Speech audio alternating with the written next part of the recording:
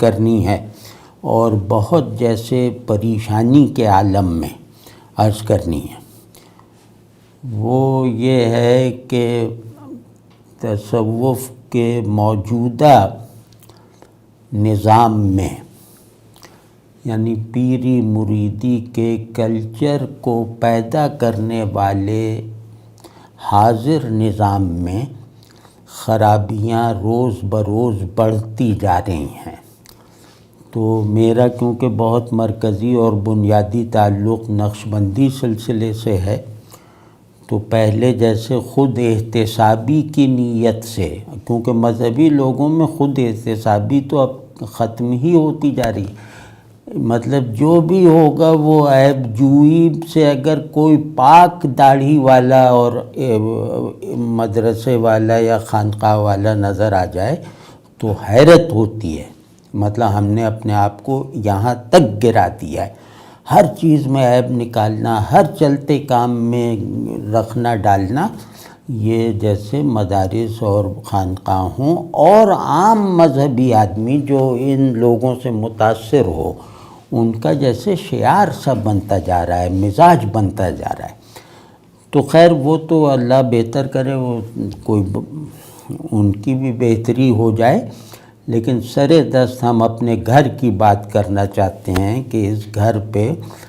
قبضہ ہو گیا ہے بھوتوں کا، شیاطین اور عاصب کا، ہوتا جا رہا ہے۔ نقشبندی سلسلے میں کچھ خرابیاں داخل ہو گئی ہیں جدید سلسلوں میں، الا ماشاء اللہ، ظاہر ہے ان میں بہت اچھے ابھی جیسے میں نے حضرت ناصر الدین صاحب خاکوانی مدظ اللہ کا ذکر کیا، تو وہ مثالی شیخ ہیں، وہ اپنے سلف کے ذوق اور روایت پر ہیں اور بہت زبردست ہیں۔ تو وہ اس طرح اور بھی ہوں گے جن کو میں نہیں جانتا، لیکن جن کو میں جانتا ہوں اور جن کے جو بہت بڑے حلقوں کے سربراہ ہیں اور جن کے مرید زیادہ ہیں، تو زیادہ مرید رکھنے والے نقشبندی مشائخ تلبیس ابلیس میں جیسے گرفتار ہیں۔ میں اس کے اسباب عرض کرتا ہوں۔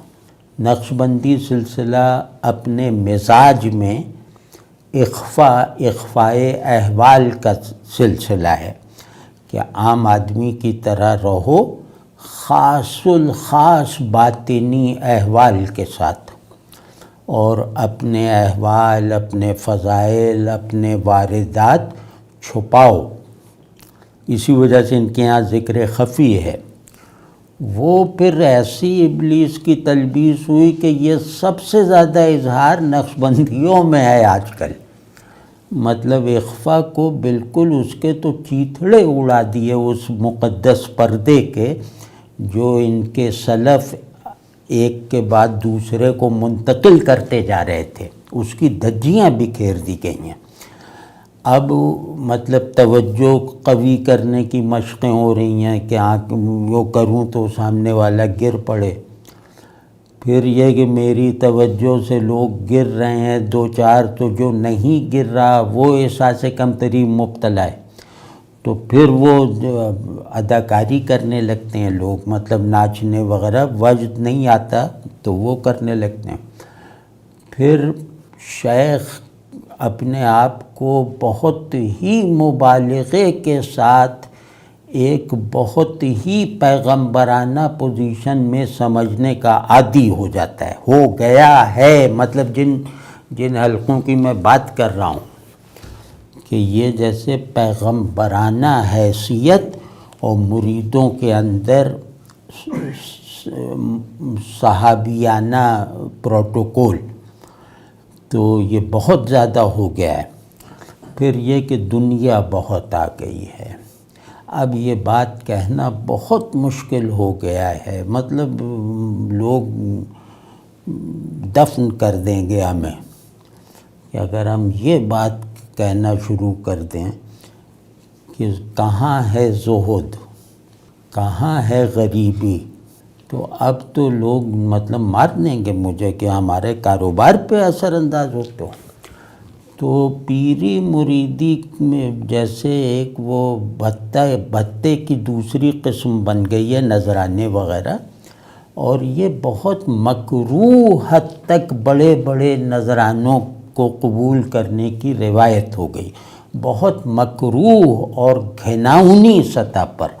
مطلب ان کے اندر وہ ذوق ہی نہیں رہ گیا تحفہ دینے اور تحفہ لینے والا، کہ بھئی تم کوئی ضرورت کی چیز لا دو، کوئی ایسی چیز لا دو۔ تو خیر دنیا ان میں بہت آ گئی ہے، ان کے مشائخ میں، اور دنیا داروں کی عزت بہت بڑھ گئی ہے آج کل کے نقشبندی مشائخ کے اس گروہ میں جس کی طرف میں اشارہ کر رہا ہوں، وہ اچھے خاصے ہیں۔ پھر دعویٰ بہت بڑھ گیا ہے کہ قیومیت اور فلاں، اس سے ادھر تو کوئی رکتا ہی نہیں ہے کہ ہم یہ، اور توجہ ایسا کوئی پراسرار سی چیز ہے کہ وہ توجہ، جس کی توجہ پہ لوگوں کے سر زیادہ پھٹے ہیں وہ بڑا شیخ ہو گیا ہے۔ تو ایک جادوگری کا سا انداز پیدا ہو گیا ہے توجہ اور لطائف وغیرہ کے نام پر۔ اور دوسرا یہ جو ایک سنجیدہ بات جو پیدا ہوئی ہے، یعنی مزید ایک سنجیدہ بات، اخلاقی بے راہ روی۔ نقشبندی شیخ ہمیشہ خطرے میں ہے اگر وہ اس میں احتیاط نہیں کرے گا۔ وہ کیا کہ ان کے یہاں جیسے سینے پہ انگلی رکھ کے مردوں کو توجہ دی جاتی ہے، تو خواتین کو پردے کے پیچھے بٹھا کے توجہ دی جاتی ہے، اور توجہ دینے میں فزیکیلٹی بہت غالب ہوتی ہے۔ مطلب یہ کہ شیخ اپنے دل کو اس کے سامنے لا رہا ہے، اس کے دل کا تصور باندھ رہا ہے، اور لطائف کیونکہ جسم کے بہت حساس حصوں میں ہیں تو ان حصوں کا وہ تصور لا رہا ہے، ظاہر ہے لائے گا۔ تو جب خواتین کو ان لوگوں نے بیعت کرنا شروع کیا جو پہلے نہیں کرتے تھے، تو وہ ایک نسائی فزیکیلٹی، ایک نسائی کشش، جسمانی کشش، وہ اثر انداز ہونے لگی۔ پھر گلے مل کے زور سے دبا کے توجہ دینا، تو ان سب چیزوں میں جسم کا، جیسے جسم کا مطلب جسم کی پریزنس روح سے زیادہ ہے، تو اس کی وجہ سے ان کے کردار میں موجودہ نقشبندی مشائخ کی ایک خاص تعداد میں یہ جو بے راہ روی اور ایک وہ نفسانی وہ پیدا ہوئی، یعنی خواتین کے ساتھ تعلق بہت غیر مہذب حد تک پہنچ گیا، اور خود مطلب لڑکوں کے ساتھ وہ، تو یہ اگر اس پہ قابو مشائخ نے نہ پایا تو نقشبندی سلسلہ گیا، یعنی گیا تو مرید تو لاکھوں ہوتے رہیں گے، لیکن ظاہر ہے کہ وہ سلسلہ ختم ہو جائے گا۔ تو یہ سب سے درخواست ہے حضرات جو آج نقشبندی مشائخ، بچے بہت سے بچے ہوئے ہیں ماشاءاللہ، لیکن ان بیچاروں کے مرید زیادہ نہیں ہیں۔ ایک اور بات ہے، جس کے مرید زیادہ ہوں اس کی طرف سے تھوڑا سا اسے ڈرا ہوا رہنا چاہیے۔ وہ یہ ڈر پہ یاد آیا کہ نقشبندی مشائخ ہوں یا کوئی پیران کرام آج کل کے ہوں، اکثریت، اور اکثریت سے میری مراد ہے تقریباً 99%، اکثریت طالب جاہ ہے، طالب مال ہے، اور اکثریت اداکار ہے۔ مطلب یہ کہ حافظ کا شعر آج کل صادق آتا ہے ہم ایسوں پر کہ واعظاں کن جلوہ بر محراب و منبر می کنند، چون بخلوت می رونداں کار دیگر می کنند۔ تو اللہ ہم سب کو سبق لینے کی توفیق دے، اور مشائخ کو یہ سمجھنا چاہیے کہ مرید تو بے فکر رہ سکتا ہے شیخ کو ہمہ وقت اپنی فکر رہنی چاہیے۔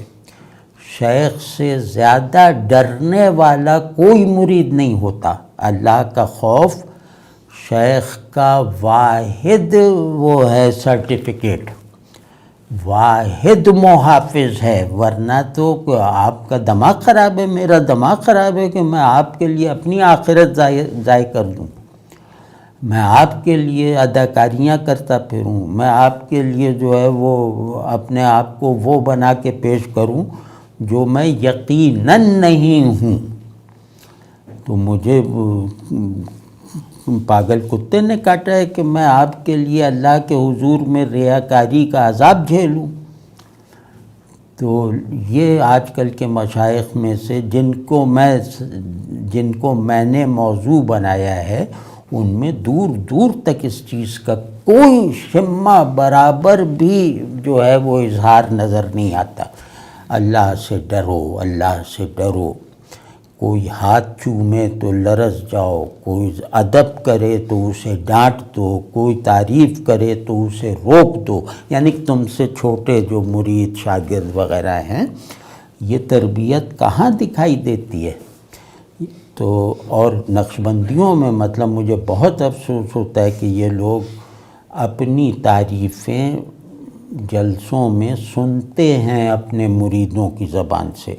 اور ان میں مشائخ میں جھوٹ بہت داخل ہو گیا ہے، نقشبندی مشائخ میں خصوصاً، کہ یہ جھوٹ بولنے لگے ہیں، اور مطلب ویسے کہتے رہیں گے کہ ہم مسکین ہیں، ہم حقیر ہیں۔ یہ سب یہ بھی نقشبندی کہتے ہیں، ان کے کچھ طریقے ہیں، جیسے کوئی اپنے آپ کو مسکین کہے گا، کوئی عاجز کہے گا، کوئی حقیر کہے گا، کوئی فقیر کہے گا۔ بلکہ ایک لڑکا میرے سامنے آ کے کہہ رہے ہیں کہ عاجز کا یہ خیال ہے، عاجز کا وہ خیال ہے۔ میں نے کہا عاجز کون؟ میری سمجھ ہی نہیں آیا۔ تو کہنے وہ میں نے کہا یار تمہارا دماغ خراب ہے، تم میں کیوں نہیں کہتے؟ تو وہ یہ سب کلچر پیدا ہو گیا ہے کہ عاجز کو قیومیت مل گئی۔ اب بتاؤ یہاں عاجز کا کیا استعمال ہے؟ اس فقیر کو لاکھوں مریدوں نے گھیر رکھا ہے، اور ہزاروں نے کہا ہے کہ ہم نے رسول اللہ صلی اللہ علیہ وسلم کی زیارت کی ہے، اور آپ صلی اللہ علیہ وسلم نے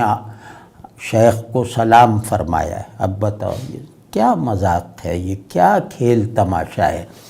تو اللہ سب کو، ان سب کو بھی توبہ کی توفیق دے، اور ہمیں بھی بچائے رکھے ان انتہائی ابلیسی مزاج سے، عادتوں سے،